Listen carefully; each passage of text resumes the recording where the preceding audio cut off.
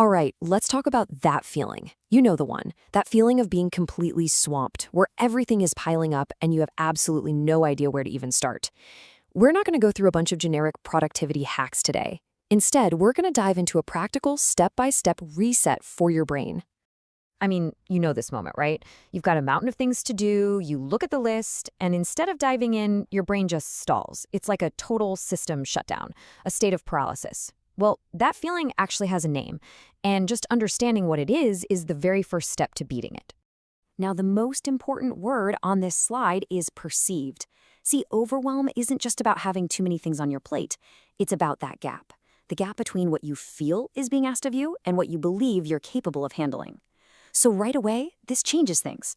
It's not just a scheduling problem, it's a mental state.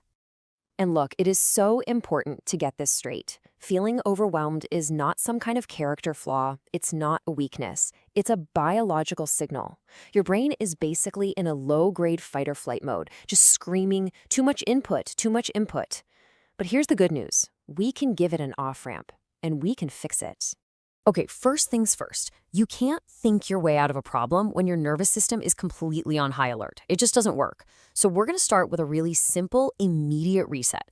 Think of this part like mental first aid, you know? You got to stop the bleeding before you can figure out what caused the injury.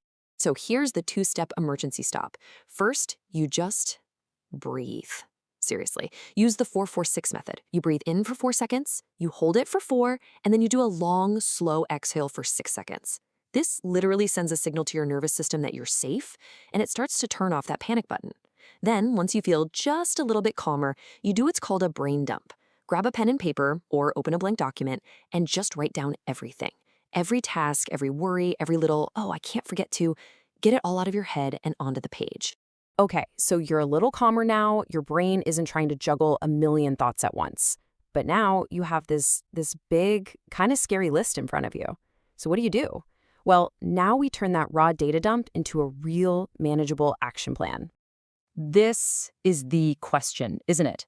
This is the one that sends you right back down that spiral of paralysis. See, looking at the entire list at once, that's the mistake. Your brain literally can't process it all. The answer, though, is surprisingly simple. 1. That's it. That is the entire secret. The human brain is at its best when it has a single, clear focus. Trying to think about everything at the same time is exactly what causes the overload in the first place. So our goal is to escape the chaos of everything and find the calm, quiet clarity of just one. Now, here's the critical little shift in your thinking. Our instinct is to ask, what's the most important thing I have to do today? But that can still be huge. A much better question is, what do I need to do next? See how that little change narrows your focus? It brings it down to the immediate future, to something you can actually control. And that makes taking that very first step possible again. And if that one next thing still feels too big, you break it down even smaller. You break it down into what the source material calls an embarrassingly small step. Finish the project? No way. That's a recipe for avoidance. But open the document? You can do that. Clean the whole house? That's a weekend killer. But put one dish away? Yeah, that's easy.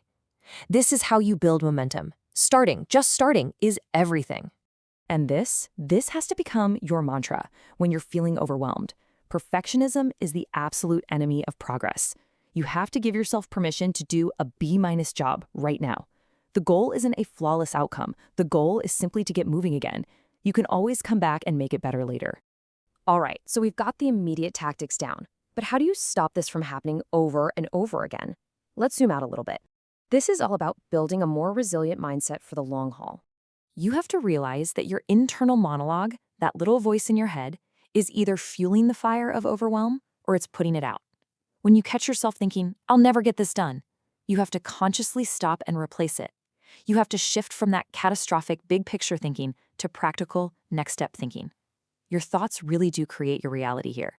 And please don't forget that your brain is a physical part of your body. Your mental horsepower just plummets when your basic physical needs aren't met. Sometimes the best way to solve a mental problem isn't to think harder, but to drink a glass of water, go for a walk, or just get a decent night's sleep. Now, this is a tough one, but it's maybe the most crucial truth of all. You cannot do everything. You cannot please everyone. Trying to control everything is a guaranteed one-way ticket to feeling overwhelmed. Real relief, it comes when you can finally accept your limitations and pour your energy only into that small circle of things you can actually influence. So, if you only remember one thing from this whole explainer, let it be this one core idea. This is it. This is the whole ballgame. Overthinking is the fuel that keeps the fire of overwhelm burning. Action is the fire extinguisher. You have to act your way to clarity. Even the smallest, most imperfect step forward breaks that awful cycle of paralysis and starts to clear the fog. Remember, progress, not perfection, is the real antidote. And that brings us right to the end. The power is completely in your hands now, so don't think about the whole list. Don't worry about tomorrow. Just look at this slide and answer this one simple question for yourself. Right now, what is your one single, embarrassingly small next step? Go do that.